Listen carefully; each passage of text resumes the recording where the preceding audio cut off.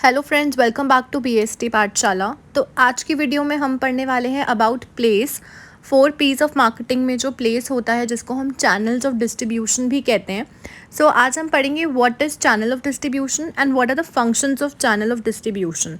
Let's start with the topic. तो अभी हम बात करें कि channel of distribution in marketing management होता क्या है। क्या होता है कि जो हमारे रॉ मटेरियल होते हैं वो एक अलग जगह पर होते हैं, जो फाइनल प्रोडक्ट होता है that is at different place that has to be distributed at different places, क्योंकि वो कस्टमर्स को अवेलेबल करवाना पड़ता है। सो चैनल ऑफ डिस्ट्रीब्यूशन वो सेट ऑफ फर्म्स होते हैं या वो कुछ इंडिविजुअल्स होते हैं जो हमें हेल्प करते हैं to make the goods and services available to the customers at every retail store और at every nearby their places.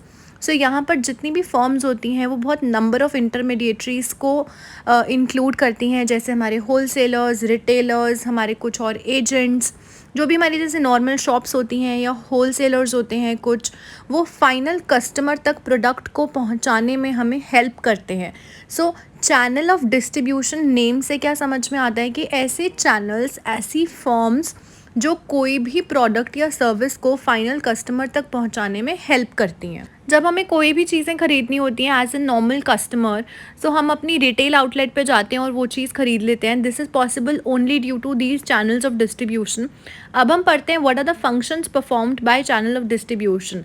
There are 5 functions: sorting, accumulation, allocation, assorting and product promotion. तो ये 5 functions हैं जो channel of distribution perform करते हैं। Let's start with sorting.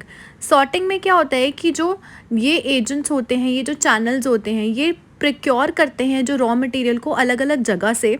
So the channel of distribution procure supplies of goods from a variety of sources which are often not of the same quality and size.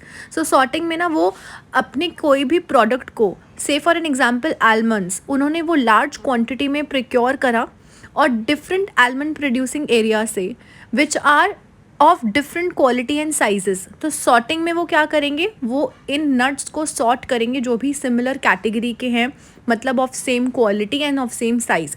Different different qualities के product आते हैं। यहाँ पर example मैंने almond का लिया है, बादाम का, ताकि वो ईजी हो जाए। जैसे बादाम की भी बहुत सारी वेराइटीज़ आती हैं, आलमंड्स की बहुत सारी वेराइटी आती हैं।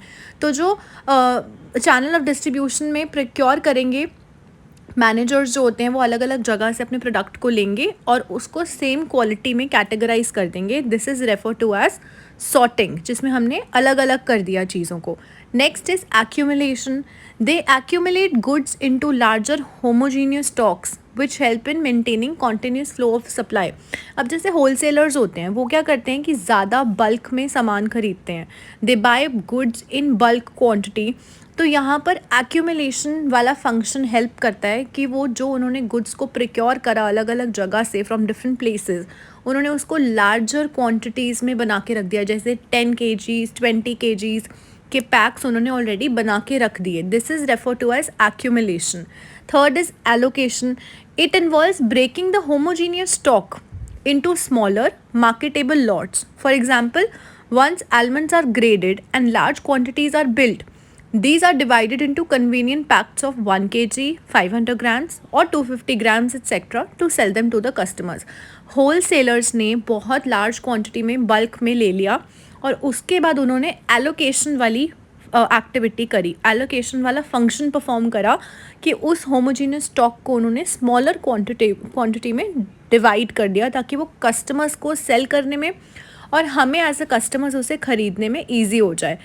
Next point is assorting. Assorting में क्या होता है कि मिडलमैन जो प्रिक्योर करता है डिफरेंट गुड्स को अलग अलग जगह से, यहाँ पर वो कॉम्बिनेशंस में कस्टमर्स को सेल करते हैं। जैसे कि हम कोई भी एक रिटेल आउटलेट पे गए, वहाँ पर हमने शुगर, राइस, टी, दाल और आइस टी, कॉफ़ी, रसना, ये सब हमने ख़रीदा और हमने एक ही शॉप से ख़रीदा जिसको हम बोलते हैं जनरल स्टोर। जैसे वो रिटेल आउटलेट होता है, तो उनके पास वो सामान कैसे आया, उन्होंने अलग अलग जगह से उसे प्रिक्योर करा या उन्होंने अपना कोई एजेंट रखा होता है जो उनको ये सारे गुड्स सप्लाई कर देता है। इस चीज़ को हम बोलते हैं असॉर्टिंग। तो जो मिडल मैन है वो प्रिक्योर कर रहा है variety of goods from different sources. हम तो एक शॉप पे जाकर उसे ख़रीद लेते हैं, we by going at only one shop. उनके पास वो इतना सारा सामान कहाँ से आया, उन्होंने वो अलग अलग होलसेलर्स से ख़रीदा in different quantities and they have very good variety also. उनके पास बहुत सारी वेराइटी भी होती है। अगर हम कोई टी लेने जा रहे हैं, चाय पत्ती, उसकी बहुत सारी उनके पास चीज़ें होती हैं, जैसे ताजमहल होती है और अलग अलग वैरायटी की चीज़ें होती हैं। अगर हम सोप लेने जा रहे हैं, उनके पास सोप की भी वैरायटी होती है। तो वो असॉर्टिंग होता है कि उनके पास डिफरेंट चीज़ें अवेलेबल हैं। ये बहुत नॉर्मल सी चीज़ है जो हम रोज़ अपनी लाइफ में करते हैं, but that term is refer to as assorting of goods. Next and the last function is product promotion.